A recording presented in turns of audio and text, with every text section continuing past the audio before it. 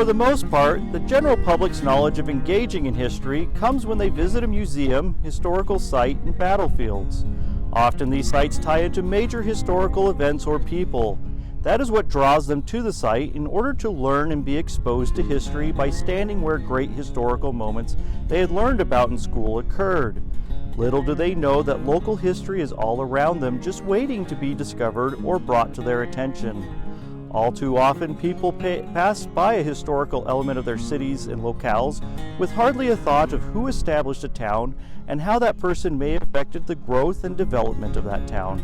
Many people do not live in rich historical cities and towns that tie into the grand history of America. Instead, they live in cookie-cutter row houses and shop at local box stores or strip malls. Little is left of the historical underpinnings of the town. So, as places like these undergo often dramatic transformations, historians are impelled to ask, what is a place? How do places get formed? And how do people become attached and detached from them? How can we describe the identity of places? How can we represent the history of the locale when it has often been buried in the modern? A local historian often brings to light the history of buildings, peoples, and their activities in the local economy. Yet often, the local historian runs into the issue that much of the public interest in local history is passive, and that many people who learn about local history are looking to be casually entertained.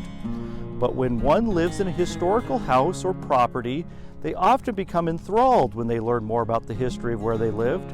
After all, who would not like to have available some material showing exactly how a person in his or her own community or in the home of business they live and work at made their living yesterday?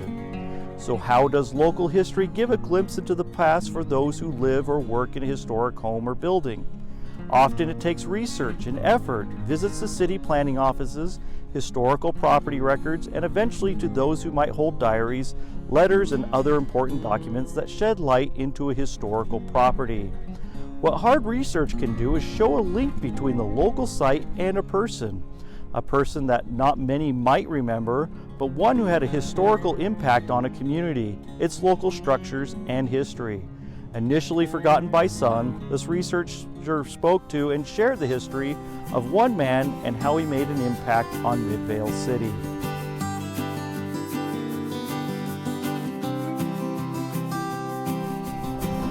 Looking at this impressive city hall, you would never realize that once upon a time that a baseball field stood here. A baseball field that started in modest sized and housed Babe Ruth League baseball teams. Within time, after being declared a Superfund site, the baseball field had over 4 feet of soil removed that contained arsenic and other tailings from the once local smelters that dominated the city. Instead of giving up on the field, Midvale City took the initiative and spent $200,000 to rebuild Dahl Stadium. The idea was to build a stadium fit for a minor league team, and they attracted a tenant almost of that caliber. In 1997, the Salt Lake Community College established its first baseball team, and its home was right here at Alexander Dahl Baseball Field. Coach Grove stated that we have spent a lot of time working with the city of Midvale, and we feel very fortunate to play at a very nice baseball field. However, Salt Lake City Community College finished a new stadium in 2002, leaving Alexander Dahl Field without a permanent tenant. In 2017, Midvale decided to demolish the field and build their new city hall on the site.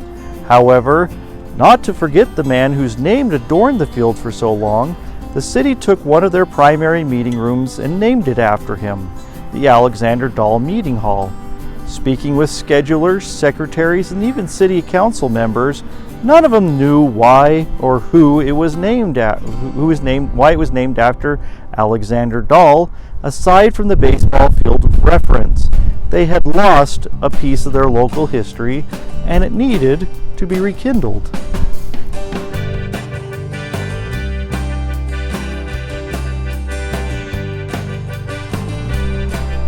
Residing in the historic Main Street District in Midvale, Utah, stands a store that has withstood the test of time.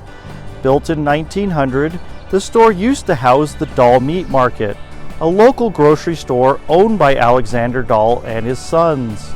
The Dahls sourced their meat and dairy products from the Dahl family farm in Midvale, Utah, but moved their farm to Holiday, Utah in 1904. Looking at the structure exterior and interior today, there is no reference to its previous hosts.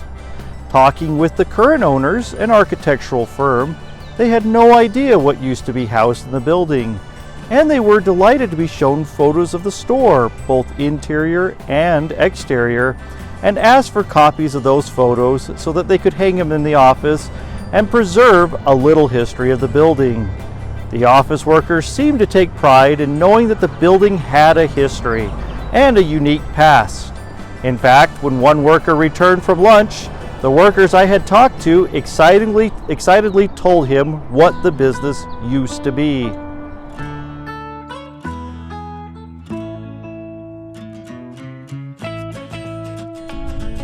In 1904, a Swedish pioneer and immigrant, Alexander Dahl, bought this property and opened a milk and beef farm on it.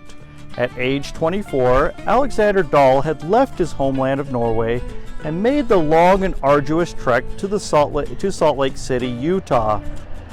Once here, Alexander fought in the Utah War and established and sold a successful Adobe brick business, and he also helped settle the Utah Valley area.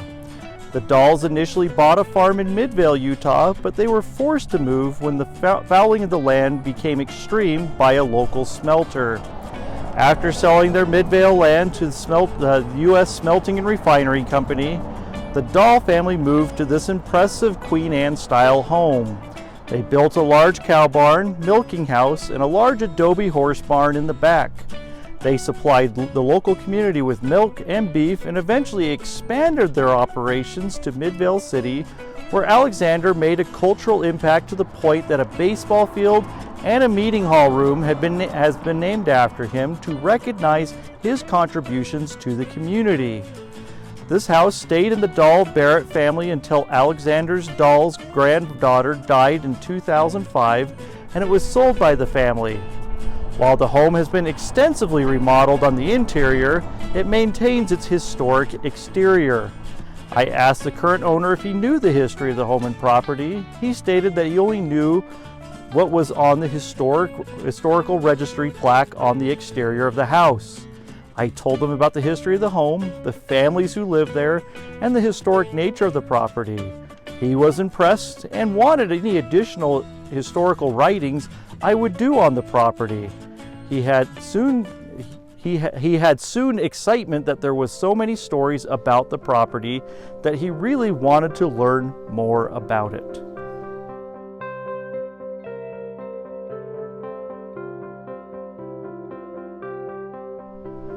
Local history has so much to offer to those who live and work in historic property, and also helps to give context as to why baseball parks, meeting rooms, and other locations are named after people who made an impact on the growth and development of a city. Any citizen or government worker I met during this exploration into discovering who was Alexander Dahl were surprised to learn about his background and why they had used his name for areas of importance. This is why historians do local history, to bring the past to life.